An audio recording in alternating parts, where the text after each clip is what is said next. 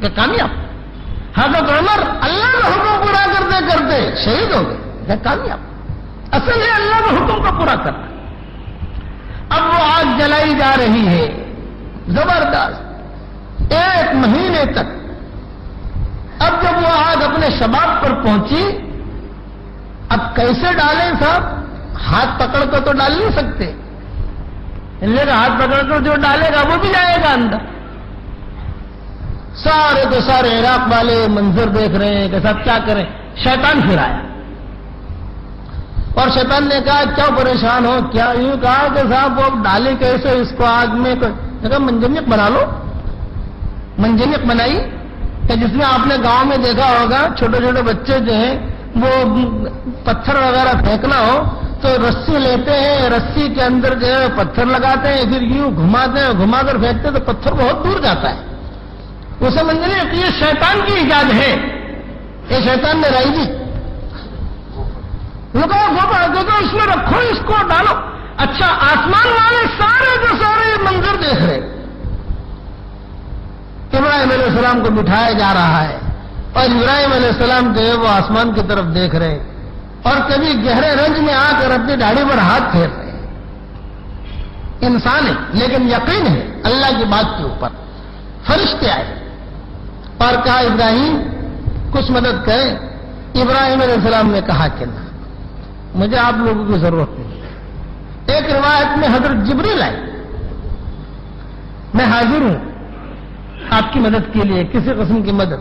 فرمایا کہ مجھے تمہاری ضرورت نہیں ہے. اچھا کس کی ضرورت ہے؟ یوں کہا جس کا حکم کو لے کے میں چلا ہوں اسی کی مجھے ضرورت ہے. اللہ, مجھے اللہ کی ضرورت ہے براہ راست. تو کتابوں میں لکھا ہے کہ جہاں ان کو بھیجا تو براہ راست اللہ نے آگ کی ڈیوٹی بدل دی.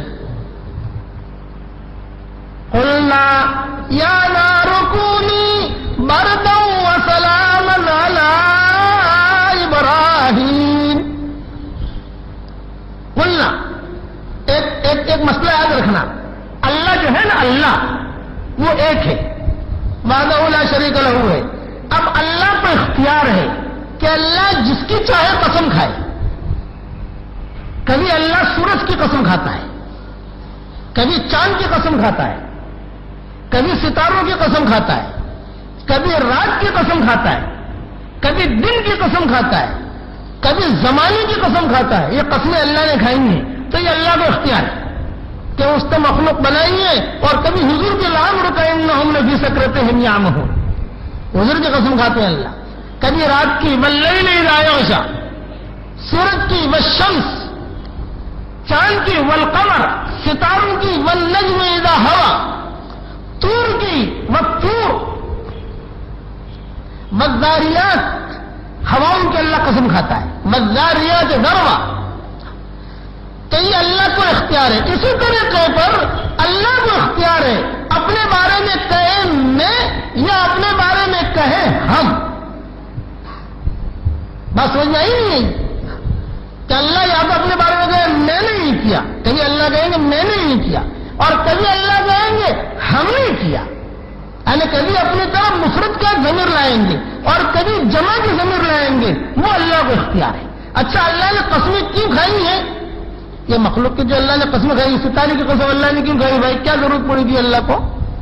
بھائی ستارہ یہ مخلوق ہے. یہ اللہ نے سورج کی کیوں قسم کھائی صاحب؟ یہ اللہ نے چاند کی کیوں قسم کھائی؟ اللہ نے ہواؤں کی کیوں قسم کھائی؟ طور کی اللہ نے کیوں قسم کھائی؟ قرآن کے اللہ نے کیوں قسم کھائی؟ قاف والقرآن المجید والطور والکتاب المسطور فی رق منشور والبیت المعمور والسقف المرفوع والسماء, آسمان کی قسم کھائی. والسماء والطارق, آسمان کے اللہ نے قسم کھائی. یہ کیوں قسم کھائی؟ یہ مستقل ایک مضمون ہے. یہ انشاءاللہ یہ سبق بھی آپ کو پڑھا دیں گے انشاءاللہ کہ اللہ نے یہ قسمیں کیوں کھائی ہیں.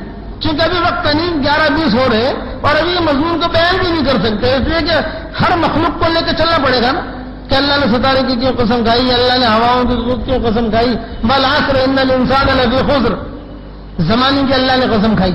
تو یہ دونوں اختیارات اللہ کو ہیں, مختار کل ہے. چاہے جس کی قسم کھائے.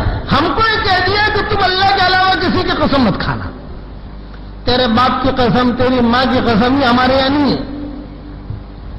ارے تیرے باپ کی قسم کھاتا ہوں، تیری ماں کی قسم کھاتا ہوں، ارے تیرے دادا کی قسم کھاتا ہوں، ارے تیرے بیٹے کی قسم کھاتا ہوں. نہیں کرنا. کتابوں میں لکھا ہے جو جتنی زیادہ قسم کھائے گا اتنا ہی بڑا جھوٹا ہوگا.